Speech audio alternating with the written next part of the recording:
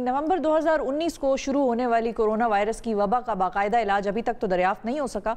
अलबत्ता कहा यह जा रहा है कि मुख्तलिफ तरीके इस वायरस का इलाज करने की कोशिश की जा रही है मुख्तलिफ तरीकों से। अब इन्हीं में से एक तरीका है पैसिव इम्यूनाइजेशन, या जिसको प्लाज्मा थेरेपी से भी इलाज करना कहते हैं। इसी साल मई के शुरू में कोरोना वायरस में मुब्तला हैदराबाद के लिए का जो एक उम्र रसीदा शख्स था, उस पर प्लाज्मा थेरेपी का पहला तजर्बा किया गया, जो कि कामयाब हुआ और ये बड़ी इंकरेजिंग चीज़ है। बिल्कुल। और उसके बाद पाकिस्तान में कोरोना के इलाज के लिए प्लाज्मा थेरेपी की इजाज़त दी गई।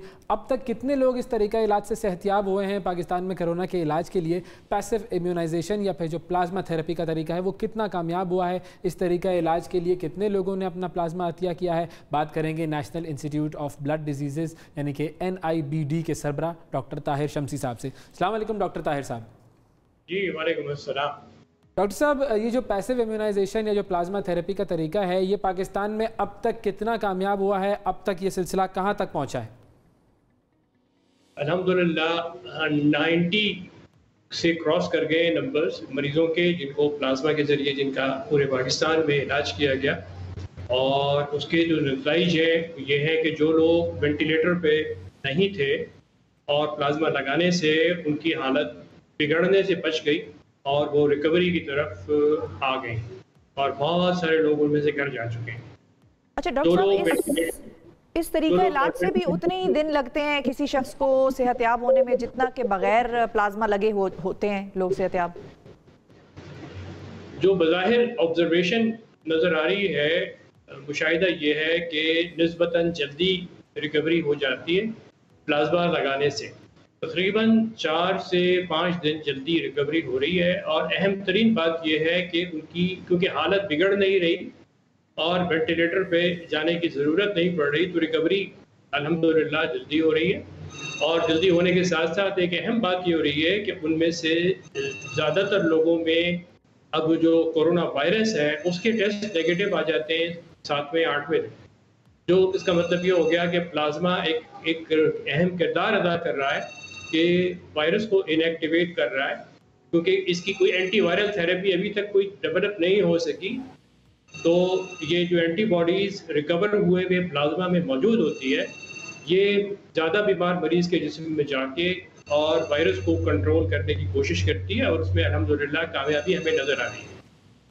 अच्छा, ये भी बताइए कि जो लोग प्लाज्मा देने के हवाले से जो मरीज़ जो सेहतियाब हुए थे, उनका कितना विलिंगनेस नज़र आती है, कितना वो प्लाज्मा देने में इंटरेस्टेड होते हैं? क्या इस हवाले से कोई मुश्किलात पेश आ रही हैं?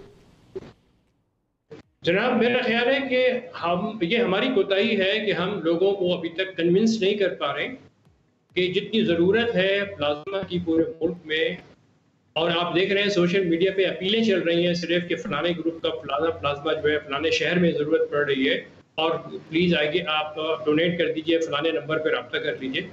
तो हमारी बदकिस्मती है कि हम अभी तक बराह रास्त लोगों को उनको फ़ोन करने के बावजूद, उनको राज़ी करने की कोशिश करने के बावजूद हम कामयाब नहीं हो पा रहे हैं। निस्बतन कम प्लाज्मा मिल रहा है। उसमें वजह क्या है?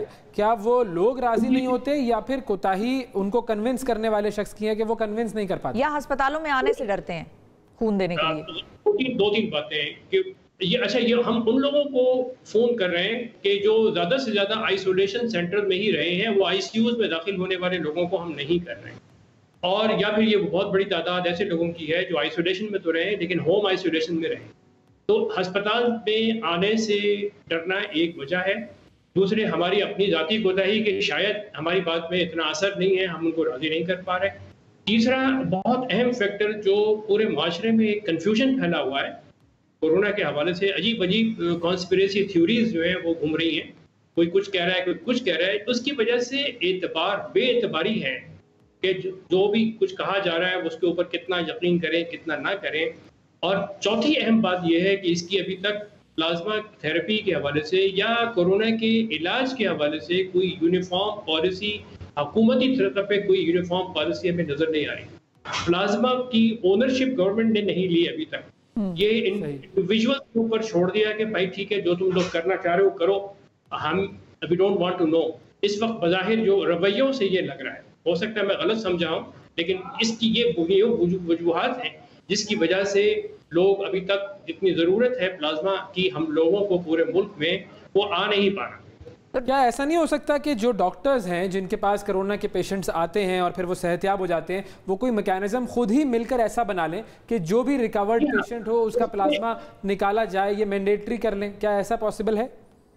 जी, उसी पे काम हो रहा है। अब अपनी मदद आपके तहत ही सारा काम करना पड़ेगा, इसके अलावा कोई और रास्ता नजर नहीं आ रहा। अच्छा, जिस वक्त ये लोग डिस्चार्ज होकर घर जा रहे होते हैं कि उस वक्त वो टाइम नहीं होता प्लाज्मा निकालने का।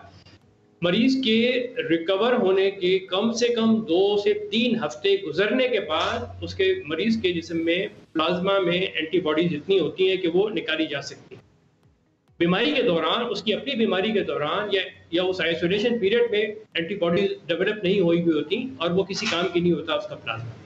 तो इतना उसको घर जाके वापस आना या उसको लेके आना या बुलवाना, ये वो टाइम है जो कि जिसको हम अभी ओवरकम नहीं कर पा रहे लोगों को अब तक बुलाने के लिए। हम उनको ट्रांसपोर्ट भी फराहम कर सकते हैं कि जिनको आने में दिक्कत है, ट्रांसपोर्ट जिनके पास नहीं है, तो वो हमारे जो सेंटर्स हैं वो सब के सब प्लाज्मा डोनर्स के लिए हर किस्म की चीज़ों को फैसिलिटेट करने को तैयार रहते हैं और करते हैं।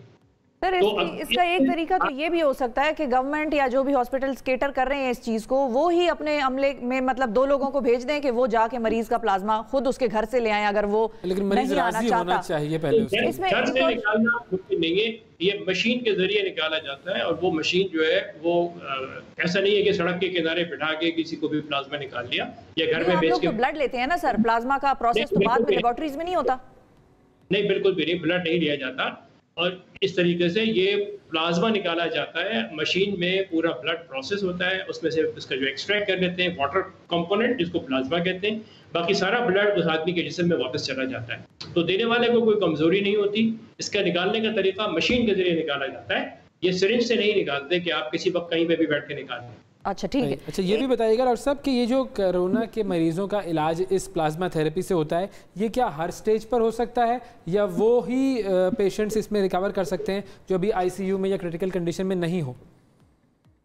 हमारा जो अभी तक का जो तजुर्बा और मुशाहिदा है वो ये बता रहा है कि इसका सबसे अच्छा असर उस वक्त आ रहा है जब मरीज क्रिटिकली इल नहीं हुआ, क्रिटिकली बीमार नहीं हुआ, उससे पहले जो हालत होती है उसमें लगाने से फ़ायदा सबसे ज़्यादा हो रहा है। यानी इस मरीज़ की हालत को बिगड़ने से बचा रहा है। एक दफ़ा जो आईसीयू में वेंटिलेटर पे जब चला गया, क्रिटिकली इल हो गया, तो उसमें इसके फ़ायदे निस्बतन कम नज़र आ रहे हैं और ये पूरी दुनिया का मुशाहिदा है हज़ारों मरीज़ों पे। हमारा तो सिर्फ अभी 100 के करीब पहुँचे हैं हम। दुनिया भर में ये तकरीबन 18 से 20 हज़ार मरीज़ों में अब तक ये प्लाज्मा लगाया जा चुका है और वहाँ पे भी यही है कि जो वेंटिलेटर पे चले गए उनमें रिकवरी उन लोगों के मुकाबले में तो बेहतर है जिनको प्लाज्मा नहीं लगा, लेकिन बाकी लोगों में जो जिनको अभी बहुत ज़्यादा सिवियरली इल नहीं हुए उनमें लगाने में सबसे ज़्यादा फ़ायदा हो रहा है कि उनकी हालत बिगड़ने से बचा रहा है। सही। अच्छा। यानी कि आप ये कह रहे हैं कि इस वक्त हमारे पास 100 लोगों के करीब ऐसे हैं जो कि रिकवर हो चुके हैं और जो रिकवरी प्रोसेस के अंदर हैं वो कितने नंबर्स हैं? नहीं, मैंने बिल्कुल ये नहीं कहा कि 100 रिकवर हो चुके हैं। मैंने आपको ये कहा कि 90 के करीब ऐसे हैं जिनको प्लाज्मा अब तक लग चुका है, उनमें आधे के करीब हैं जो कि रिकवर होकर घरों को जा चुके। ये मैंने कहा। अच्छा, सही। और बाकी आधे जो हैं वो अभी प्रोसेस में है और रोजाना 8-10 लोगों को प्लाज्मा जा रहा है। कल के दिन गुजरे हुए कल में तकरीबन 17 लोगों को प्लाज्मा लगा है पूरे मुल्क में और जबकि जो डिमांड है वो करीब 30 से 35 लोगों की रोजाना है इस वक्त।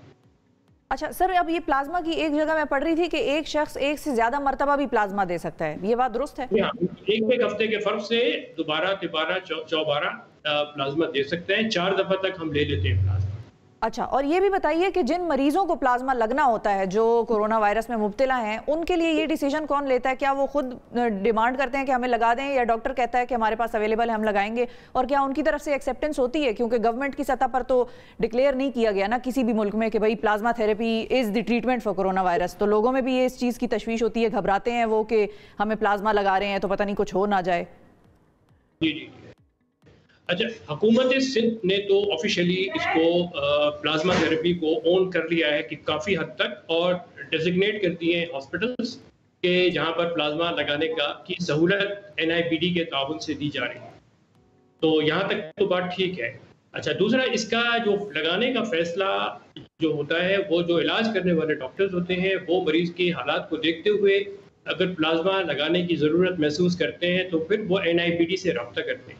और हमें सिर्फ़ ये देखना होता है कि वो मरीज़ जो है, क्योंकि ये क्लिनिकल ट्रायल की सूरत में है, तो इस ट्रायल के लिए जो सेट पैरामीटर्स हैं, उसमें एलिजिबल है कि उसको लगाया जाए।